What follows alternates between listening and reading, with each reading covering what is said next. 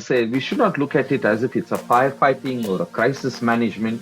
It should be the word integrated. Work-life balance is the integration where you actually mean what you feel like, or you mean what you need to do, or you mean business in a serious note as a value that you really want to give back to your staff.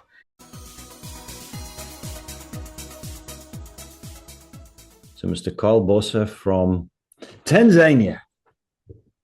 Thank you. I appreciate your time, Tim. Let's kick off.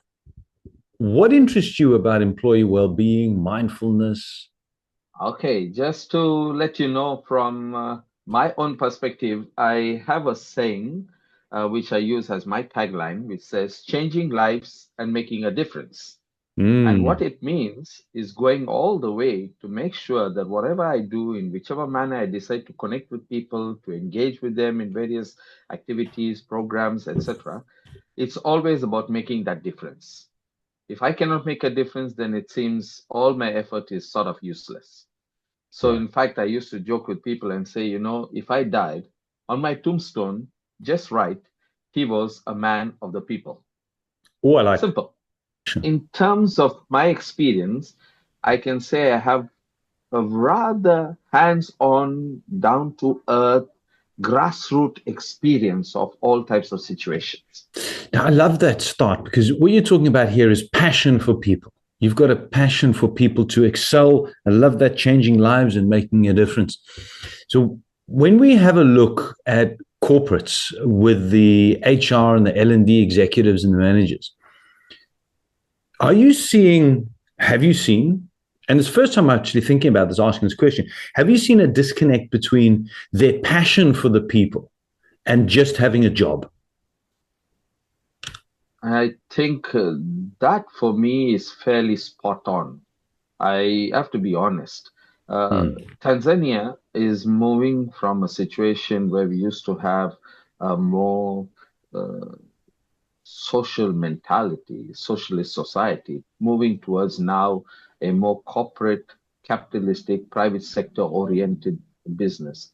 And so the olden days, the multinationals, whoever came in, we could simply say that they were very much focused on setting up a business, looking at our own resources, a little bit of people here and there in terms of like just compensate them and provide like basic support for them, and then make sure that we do business, get profits, and we are out of here.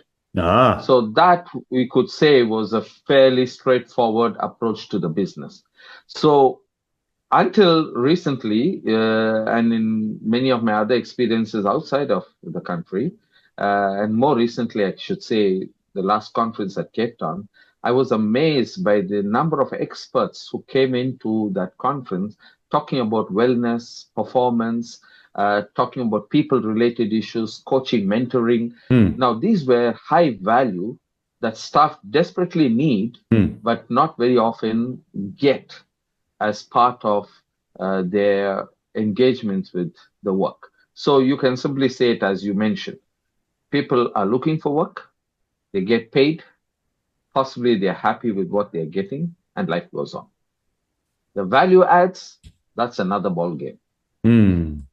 So it's interesting you mentioned that, because one of the interviews I had with, I can't remember who it was right now, in Uganda, no, it was in Ghana, where he said that the executives in the companies are looking at the line managers and the staff and going, but you're getting paid a salary, we've given you a job, you're earning okay, you get holiday, get sick leave and all these things. How come you're burning out? How come you're finding disconnection and your well-being is not good and you're sick and sick? I pay you a salary, get on with it. Is there more to it than that? Yes. To go back again to that point, the disconnect, as I said, to me, is fairly straightforward. First of all, I can simply say there's a weaker understanding of the need to support our staff with more than just salary. And I use this a lot in my training, especially on team building. I tell people they're not working merely to pay bills. they are working to become better at what they do, how they do it, and to feel that they are actually contributing to the bigger picture, whether Right. at the office level, at the family level, at the society level, and which at the national level, doesn't matter. But I should feel that whatever I'm doing, I'm actually contributing to the much bigger picture. And my part is really important. So I can simply say that there's a lack of awareness, poor interventions, weak policies. Mm. A lot of these are prone to misuse or abuse, and therefore management feel that if you give staff, breaks, some sort of pampering, some extra additional value, there may be some abuse or misuse of these resources.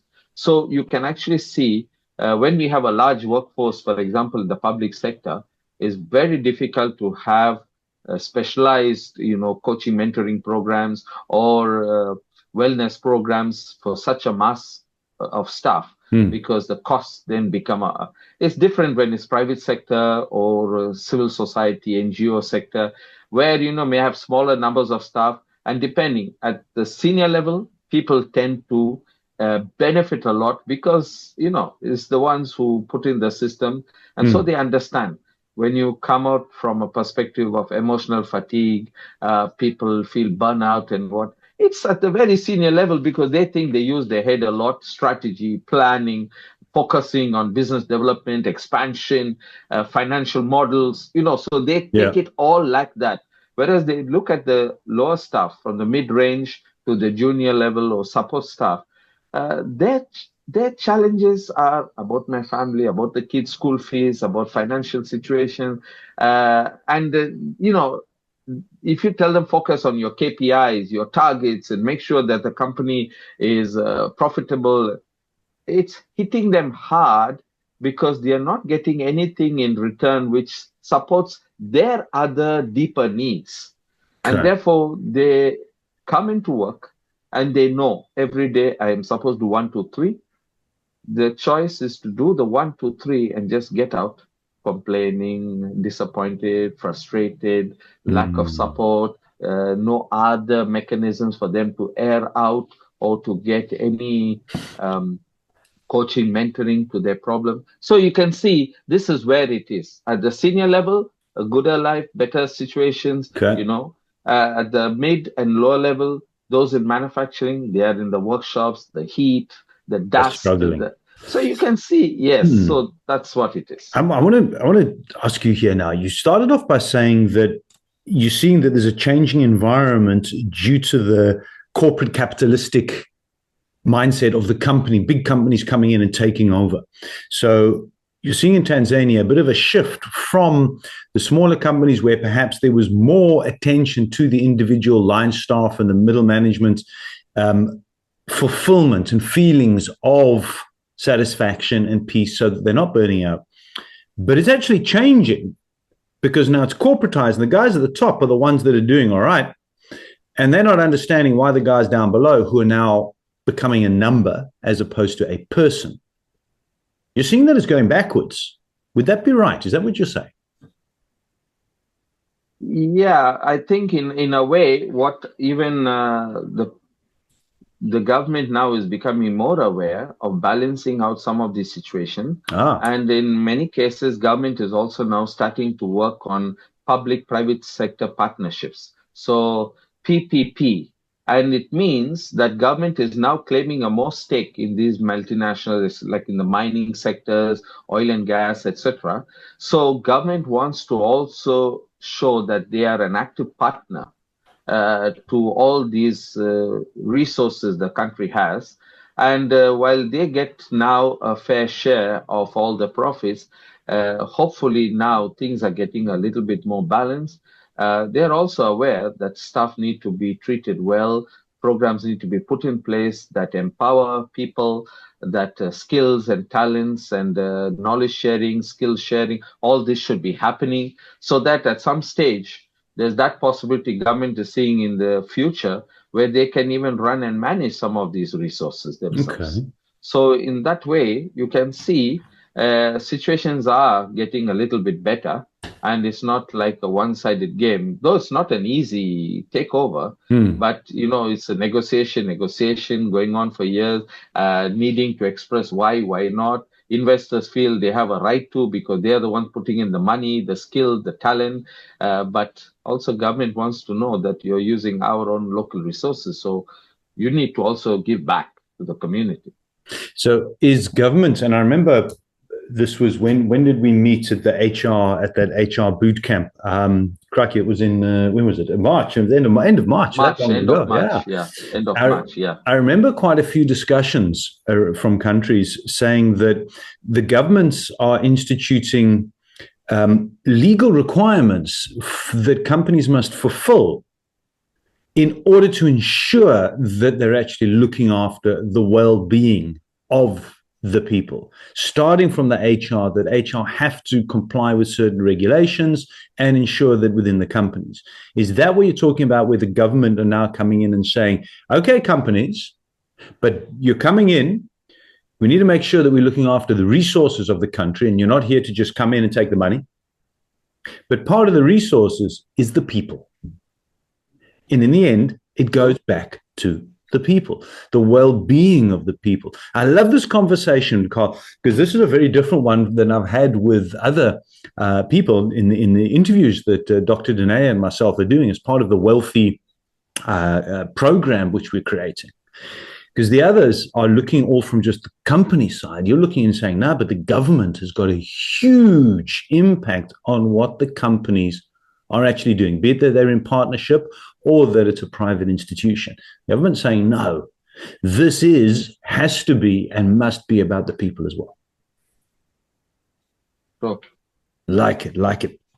Let's round up here quickly. I've got a question for you. If you had a magic wand, Carl's got a magic wand, and he could wave it over companies to improve on well-being, psychological safety in the workspace, call it mental health, whatever you want. If you could have companies put something into place that perhaps isn't there, what would it be? Well, I would go back to very straightforward issues. Now, the real barrier for me is compounded by the lack of awareness, the lack of sensitivity, vis-a-vis the lack of timely action, systems, processes, other things that they should put in place that can actually make a difference. Now, companies start thinking always about the budget. I'll give you a simple situation. If companies want to reallocate budgets, cut budgets, or do different things suddenly for whatever reason due to some emergency or a change of priority, the first budget they cut is training. Why do we need to take people for training? I mean, this is money, because the next question is, if they go for training, they come back, what is the difference they really make? We don't see the impact. So we used to have those type of situations in the past, especially because of World Bank funding, donor funding. Money was coming in for different projects in the name of the code word used to be capacity building. But what really was happening, people went for all of this, they came back, but there's no accountability for those who participate in these programs. So they came back and it was business as usual, to the extent that sometimes we took the other extreme of saying, forget it, there's no need to waste this money, spend this money.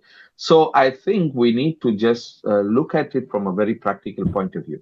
I know, for example, certain businesses, the so-called white-collar jobs, whether you are in banking, insurance, etc., vis-a-vis the blue-collar jobs, manufacturing, transportation, logistics, hospitality, wherever you are like on the ground running, and there's a different mechanism that people use. But I think it's important now, those few offices that have started showing good signs, a tendency to acknowledge and provide wellness and welfare programs, not just like a privilege, but it's now moving from a privilege to a need, a necessity, even a demand by people. So giving them options, for example, to join professional associations, going to gyms, encouraging them to participate more in sports. Like right now, we have a mania for marathons.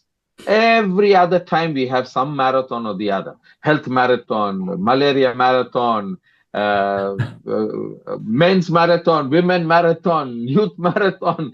So these marathons with the banks, with the insurance companies, in partnerships with others, product launches, a marathon. And these are, okay, health, wellness. It's being talked about. It's not like it's quiet now. That's great. So there is some need, some move to, but we also need then to have specialists in organizations who can manage those issues in a way that staff feel that they're benefiting and their lives are actually improving, and that of their families and the society. You're talking about going a lot deeper than tick the box here. You're talking about what's actually happening in the space there. And there's so much can be done. And you're continuously coming back to one thing, the basics. Sometimes it's just the basics that are needed to be fulfilled, looking at the people as individuals. And when you have an initiative that you've got the manpower and the people to ensure that the company then sees a return, send them for training, they come back, business as usual, company says, why bother training? So when there's an evident ROI on that investment, then it's going to continue to grow. At the HR boot camp that we had, I asked a question on stage. There was 3 questions, and one of the questions was about what would help HRs in ensuring that there is a good long-term strategy of sustainability about well-being programs. And the vast majority said that well-being needs to be a part of the organization, a part of the training program, and not a separate entity. It has to be the ethos, the culture, not just skills training, sales training, whatever it is that's needed for the company from that basis. And there's well-being on the side. No, they said it has to be integrated. Integrated so that it is part of the organization, the culture. And I'm going to have a look at this. I love the mania for marathons. I think there's going to be a title there. So, Carl, I appreciate any last words or thoughts from yourself. You're an HR practitioner for many, many years. It's your own consultancy that you run, am I right? Yep. Excellent. So I appreciate your time. Thank you very much. I look forward to staying connected. This is turning out to be just a thought of an idea of Dr. Dineo and myself saying, if we want to approach companies on well-being strategies, what are the exact needs? And I said, well, let's go and talk to them. And it has been extremely enlightening. I'm going to share these notes and things on LinkedIn, as well as then on a Wednesday, we do a live. And Dr. Dineo and myself, where we have a discussion backwards and forwards about what we're discovering and the differences between different companies and different countries in Africa around what is being done that works and what is being done that doesn't work. Because in the end, we want to cut through the fluff and the pizza days and the massage and let's go play golf and then the stuff which does not work. We want to cut through that and find out what really works. Yeah, that's fine. In fact, I would just put in a word there and say we should not look at it as if it's a firefighting or a crisis management. It should be the word integrated. Work-life balance is the integration where you actually mean what you feel like, or you mean what you need to do, or you mean business in a serious note as a value that you really want to give back to your staff. It may not be an immediate result to say, yes, it's working or no, it's not working. It's something that takes time. The staff feel now my company values me for what I'm actually doing for them. And it's not like a simple barter trade. If you guys work well, then we'll have like a team building and outing day, like a pizza day or happy hour on a Friday. It's so useless. It's like cosmetic issue, go to the salon, come back, we have an event and all decorated and looking well. And then the night you have to wash your face and go to bed. And then the reality hits you. I like that. Do my organization really mean the well for me? Or the days when they have the money, they keep the priorities, they are excited, we have done well, a good year. What happens during a bad year? What happens when you're challenged by like COVID and others became very 2-3 years of very difficult situation, do we have the resilience to go through that? Or we have not been prepared all along, just decoration. Now when the reality hits us, we start saying, now I knew they were just playing psychology with there us. We go. It was the maker. Thank you very much for having me on this program. I really appreciate to share my thoughts, and looking forward to any other engagements in the near future.